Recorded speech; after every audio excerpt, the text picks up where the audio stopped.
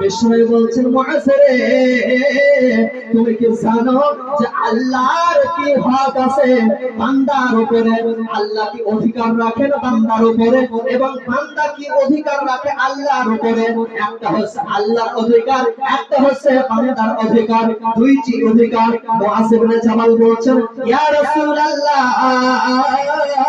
আপনি ভালো জানেন যে আল্লাহর অধিকার কি বান্দার উপরে, বান্দার অধিকার কি আল্লাহর উপরে।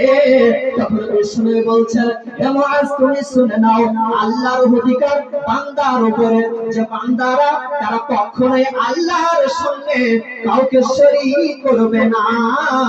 যতই তাদের বিপদ আপদ বালা মুসিবত আসে, তারা কখনোই মাজারে যাবে না, তারা কখনোই তাবিজ পড়বে না, তারা কখনোই আল্লাহকে বাদ দিয়ে গায়রুল্লাহকে ডাকবে না। যাদের বাচ্চা হয় না, তারা আল্লাহকে ছেড়ে মাজারে যাবে না। আল্লাহর কাছে দুরাকাত সিজদা করে মসজিদে গিয়ে, বাড়িতে গিয়ে, মা বোনেরা আপনারা বাড়িতে গিয়ে ঘরের কোণে পাটি ফেলে দিয়ে বন্দন করে আল্লাহর কাছে দুহাত তুলে আল্লাহকে বলবেন, রব্বুল আলামিন, তোমার নবীরা তাদের অনেক বয়স পর্যন্ত সন্তান হয়নি।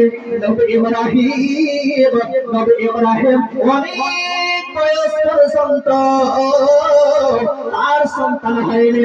তখন আল্লাহর কাছে বললেন, রব্বি হাবলি মিনাস সালিহিন, রব্বুল আলামিন, আপনি আমাকে একটা নেক সন্তান দান করুন। হযরত ইব্রাহিম যখন তিনি আল্লাহর কাছে দোয়া করলেন, ওই 80-90 বছর বয়সে আল্লাহ নবী ইব্রাহিমকে সন্তান দান করেছেন। অতএব আমার যে আল্লাহ ইব্রাহিমকে সন্তান দিতে পারেন 80-90 বছর বয়সে, অতএব আপনি কেন নিরাশা হলেন?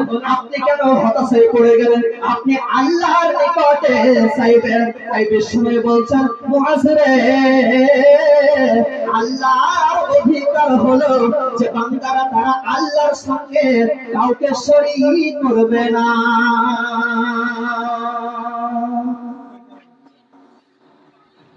এটা হচ্ছে আল্লাহর অধিকার। এগুলো আমার বিষয় নয়, একটু ভূমিকা শুরু করে বলছি। তারপরে বান্দার অধিকার কি? বিষ্ণু বলছেন যে আল্লাহর কাছে, যেটা আমি বলছিলাম যে আল্লাহর অধিকার বান্দার কাছে, যে আল্লাহ কোনদিন, এই বান্দা কোনদিন আল্লাহর কাছে শিরিক করবে না। শিরিক সম্পর্কে আপনারা অনেক শুনেছেন, আমি আর এদিকে আলোচনা করব না।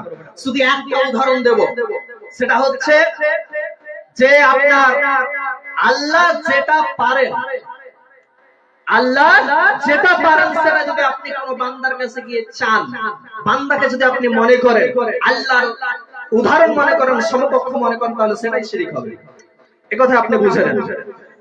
এবারে বান্দার অধিকার কি আল্লাহর কাছে? বিষ্ণু বলছেন যে বান্দার অধিকার আল্লাহর কাছে, বান্দার পাওনা হচ্ছে যারা শিরিক করবে না আল্লাহর জন্য, তাদেরকে আল্লাহ শাস্তি দেবেন না। এটা হচ্ছে বান্দার অধিকার আল্লাহর কাছে পাওনা।